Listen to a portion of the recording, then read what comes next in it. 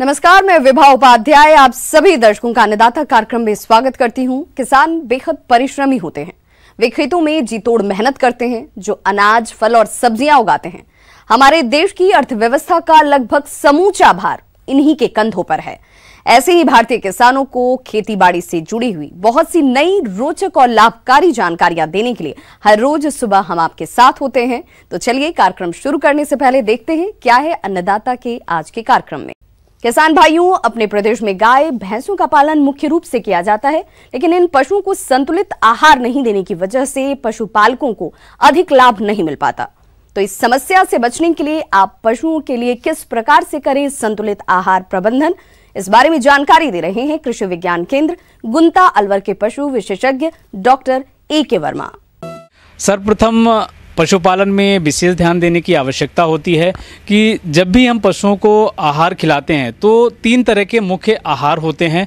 एक सूखा चारा है, दूसरा हरा चारा है और तीसरा बांट है, या जो अनाजों का हम मिक्सर खिलाते हैं वो होता है। तो इस तरह से ये 3 तरह के चारे पशुओं के लिए पूरे साल भर आवश्यक होते हैं।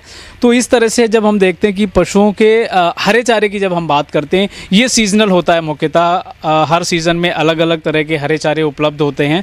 तो जिस सीज़न में हरे चारे की उपलब्धता स्टार्ट होती है, उस समय हमें धीरे धीरे उस आहार को पशु के पूरे राशन में इसको हमें सम्मिलित करना चाहिए। पशुपालक भाइयों, अभी मौसम बदल रहा है और इस मौसम में पशुओं की विशेष देखभाल करने की आवश्यकता होती है। पशुओं को संतुलित मात्रा में आहार खिलाएं। सूखे चारे में धीरे धीरे परिवर्तन करें। आहार में सूखे चारे के साथ हरा चारा मिलाकर खिलाएं, ताकि पशुओं में किसी प्रकार की कोई समस्या न आ पाए। इसके साथ ही पशुओं को 50 ग्राम मिनरल मिश्रण भी बांटे के साथ मिलाकर खिलाएं। और हमें ये ध्यान रखना चाहिए कि कभी भी हमें ज़्यादा मात्रा में हरा चारा एक साथ बदलाव नहीं करना चाहिए। दूसरी बात आती है, जब भी हम बांट की बात करते हैं, ये एक बहुत महत्वपूर्ण बात है पशुओं से अधिक उत्पादन लेने के लिए। इसमें जो भी हम विभिन्न प्रकार के अनाज मिक्स करते हैं पशुओं के लिए, चाहे वो गेहूं है या जौ है या ग्वार है या मेथी है या अन्य जो भी लोकली उपलब्ध हमारे अनाज हैं, वो हम पशुओं के आहार में बांट बनाने के लिए तैयार करते हैं। तो इनको हम एक साथ मिलाने के बाद हमें उबाल के ही पशुओं को खिलाना चाहिए, ताकि इनको पशु आसानी से पचा सके और इससे उपलब्ध होने वाले जो भी पोषक तत्व हैं वो पशु को आसानी से मिल सकें, ताकि उसके माध्यम से पशु दूध उत्पादन और साथ ही साथ अपने हेल्थ को अच्छी तरह से बनाने में सक्षम हो सके। पशुओं के पेट में कीड़ों की समस्या रहने से पशु को कितना भी अच्छा आहार खिलाएं, फिर भी पशु कमजोर होता चला जाता है और पशु का दुग्ध उत्पादन गिर जाता है। इसके अलावा पशुओं में और भी कई तरह की समस्याएं पैदा हो जाती हैं, जिससे पशुपालकों को डेयरी व्यवसाय में भारी नुकसान उठाना पड़ जाता है। तो इस नुकसान को देखते हुए जरूरी हो जाता है कि आप अपने पशुओं को समय समय पर कृमिनाशक दवा पिलाएं। साथ ही साथ अभी जैसी सीजन चल रही है, तापमान लगातार बढ़ रहा है, ऐसी कंडीशन में हमें पशुओं को विशेष तौर से स्वच्छ पानी टाइम टाइम पर उपलब्ध करवाना चाहिए। यदि ये संभव है कि पशु के जो जिसमें आप चारा खिलाते हैं उसके पास में अगर हम एक पानी की और खेल बना दें, ताकि हमेशा पशु के लिए पानी की उपलब्धता रहे, जब भी उसे आवश्यकता पड़े वो उस पानी का उपयोग कर सके। इसलिए अगर हम पूरे समय पशुओं को अच्छा पानी उपलब्ध करवा पा रहे हैं, तो इसकी वजह से पशुओं से 10 से 12% उनके उत्पादन में भी बढ़ोतरी होती है। किसान भाइयों, अभी तक आपने खेती से जुड़ी हुई बहुत सारी उपयोगी जानकारियां देखी। अब लेते हैं एक छोटा सा ब्रेक, जल्द लौटेंगे और कार्यक्रम में आगे भी है खेती बाड़ी से जुड़ी हुई बेहद महत्वपूर्ण जानकारियां, तो बने रहिए हमारे साथ। ब्रेक के बाद आप सभी दर्शकों का अन्नदाता में एक बार फिर से स्वागत है। चलिए रुक करते हैं अपनी अगली कड़ी की ओर। खेती की पहली प्राथमिकता होती है पानी, खासतौर पर राजस्थान में, जहां पानी की समस्या बेहद गंभीर है। और इस विकट समस्या का समाधान खोज निकाला है जयपुर के एक उन्नत किसान सुरेंद्र अवाना ने। उन्होंने वर्षा जल की एक एक बूंद के महत्व को समझा और वर्षा जल को अपने फार्म पॉन्ड में एकत्रित करके मछली पालन के अलावा कई तरह की फसलें उगाकर अच्छा लाभ कमा रहे हैं। तो उन्होंने वर्षा जल संग्रहण की क्या तकनीक अपनाई, आइए जानते हैं खुद उन्हीं से। पानी बिना कुछ संभव नहीं है। खेती की पहली प्राथमिकता ही पानी होता है। सुरेंद्र अवाना के नवाचार से न सिर्फ सिंचाई का पानी भरपूर मिल रहा है, बल्कि उसी में मछली पालन भी हो रहा है। यहाँ आय का अतिरिक्त स्रोत भी पैदा किया जा चुका है। और अब हम आ गए हैं उस पॉन्ड की तरफ जिसका हम जिक्र कर रहे थे कि किस तरह से गौशाला के अंदर जो पाइप लगाए हुए हैं उन शेड का पानी उस पाइप के जरिए यहाँ पर पहुँचता है। और आप देख पाएंगे कितना बड़ा पॉन्ड यहाँ पर बना हुआ है। ये पॉन्ड सिर्फ खेती के लिए नहीं, और भी कई इस्तेमाल हो रहे हैं इस पॉन्ड के। क्या क्या इस्तेमाल किए जा रहे हैं वो हम पूछेंगे खुद यहाँ जो जिनसे हम बात कर रहे हैं। एक उन्नत किसान हमारे साथ हैं। आपसे फिर मैं बार बार उन्नत किसान की बात कर रहा हूँ, और किसान का नाम सुनते लोगों के दिमाग में आता है कि नहीं, ये उन्नत नहीं हो सकता है क्योंकि खेती से बहुत ज़्यादा कमाई नहीं हो पाती है। कई बार ये होता है कि उसकी जो कीमत जो है समर्थन मूल्य के इंतज़ार में बैठा रहता है किसान। लेकिन मैं यहाँ देख रहा हूँ कि यहाँ तो समर्थ किसान नज़र आ रहा है। और ये पानी का पॉन्ड भी, जैसा अभी मैंने टीन शेड में बताया था कि वहाँ पाइपलाइन के थ्रू, और ये पानी ये इसके अंदर से ये इसके अंदर आया, और दूसरा ये बाहर का पानी है नाले का बह के, ये भी इसके अंदर आया।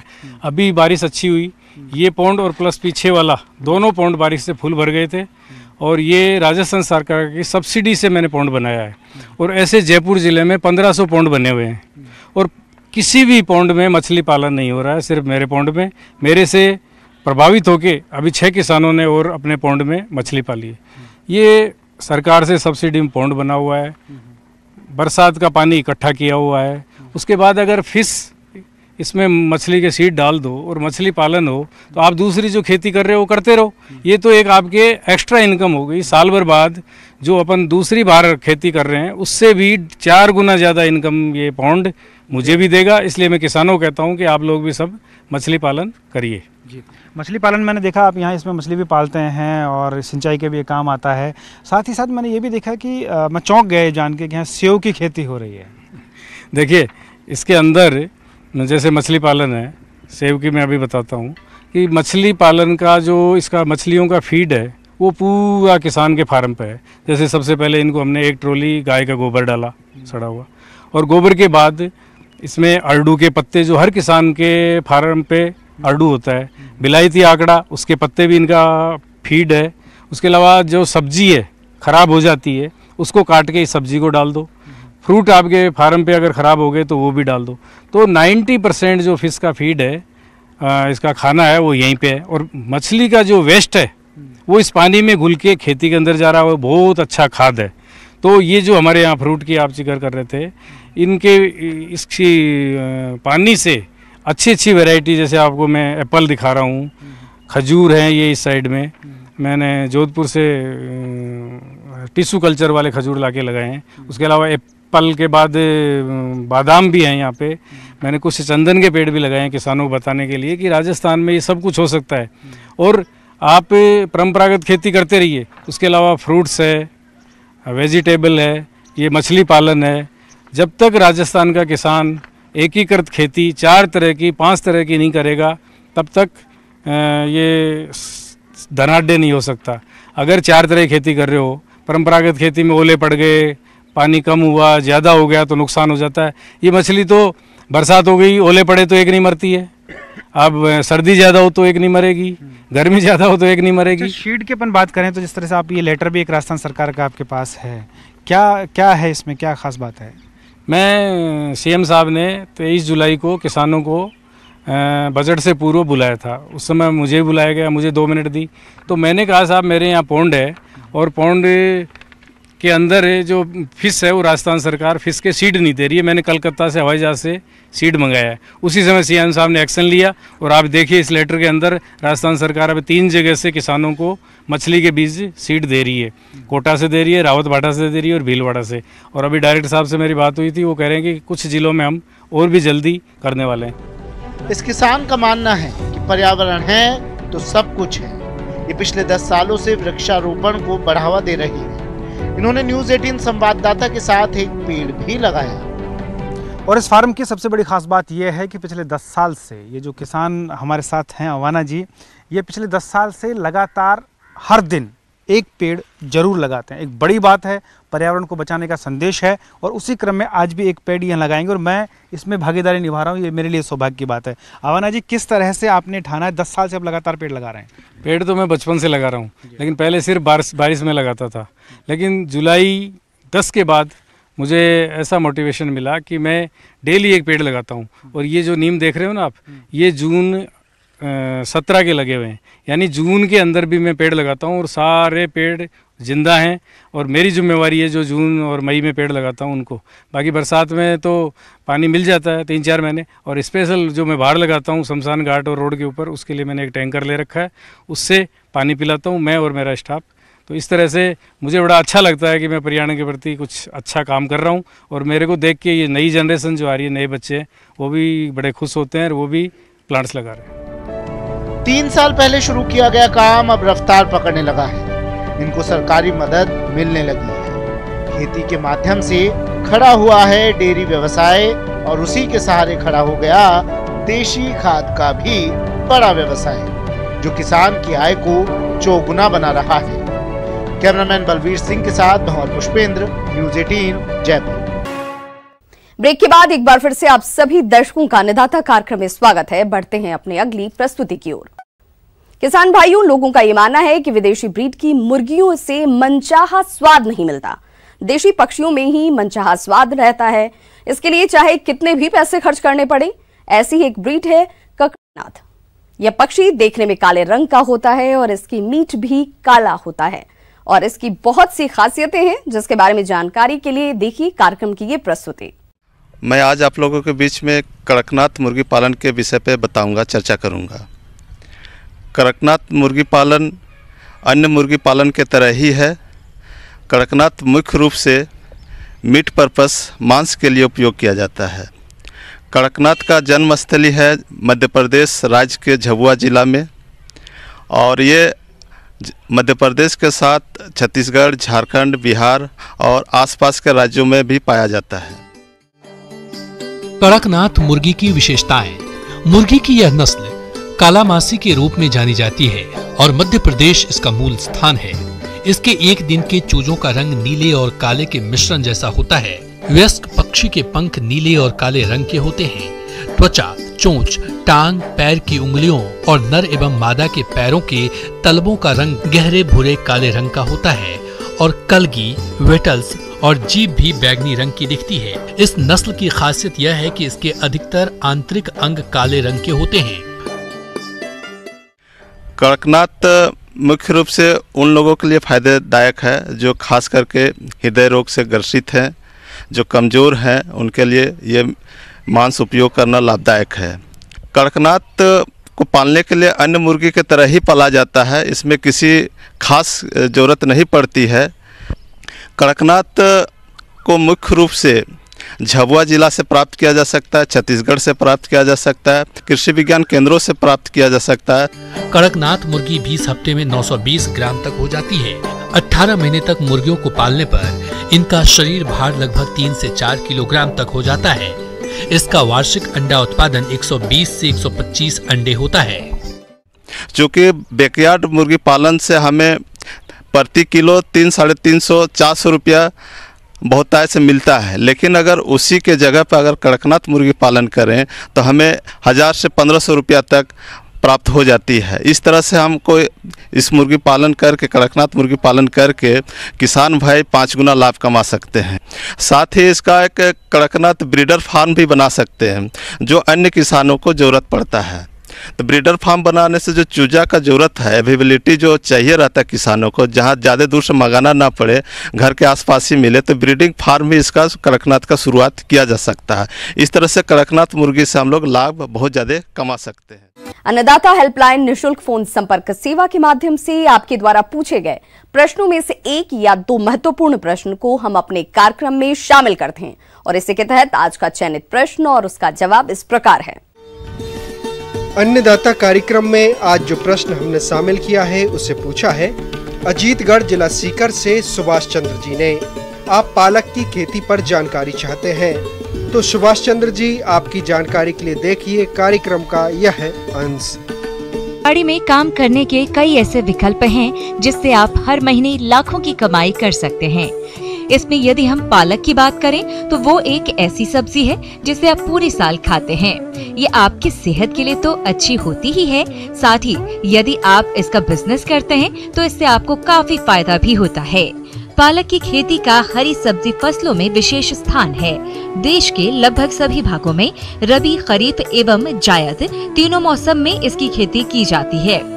देशी तथा विलायती दो प्रकार की पालक अलग अलग क्षेत्रों में उगाई जाती है। देशी पालक की पत्तियां चिकनी, अंडाकार, छोटी एवं सीधी होती हैं, जबकि विलायती की पत्तियों के सिरे कटे हुए होते हैं। उपयुक्त जलवायु। देशी पालक गर्म एवं ठंडी जलवायु के अनुकूल है, परंतु गर्म जलवायु में अच्छी पैदावार होती है। भूमि का चयन। जैविक खाद से भरपूर उपजाऊ दोमट मिट्टी पालक की खेती के लिए उपयुक्त होती है। बुआई से पहले खेत की 2 से 3 बार जुताई करके समतल बना लेना चाहिए। उन्नत किस्में। पालक की खेती से अधिकतम उत्पादन के लिए अपने क्षेत्र एवं जलवायु के आधार पर किस्मों का चयन करना चाहिए।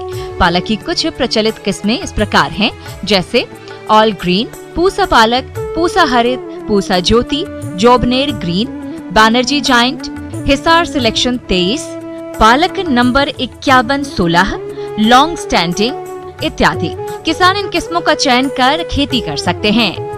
बीज की मात्रा।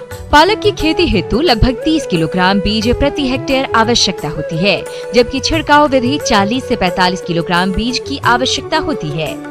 बुआई से पहले बीज को बाविस्टीन या कैप्टॉन 2 ग्राम प्रति किलोग्राम बीज दर से उपचारित करें। बुआई का समय और विधि। इसके लिए लाइनों से लाइनों की दूरी 25 से 30 सेंटीमीटर और पौधे से पौधे की दूरी 7 से 10 सेंटीमीटर रखनी चाहिए। खाद एवं उर्वरक।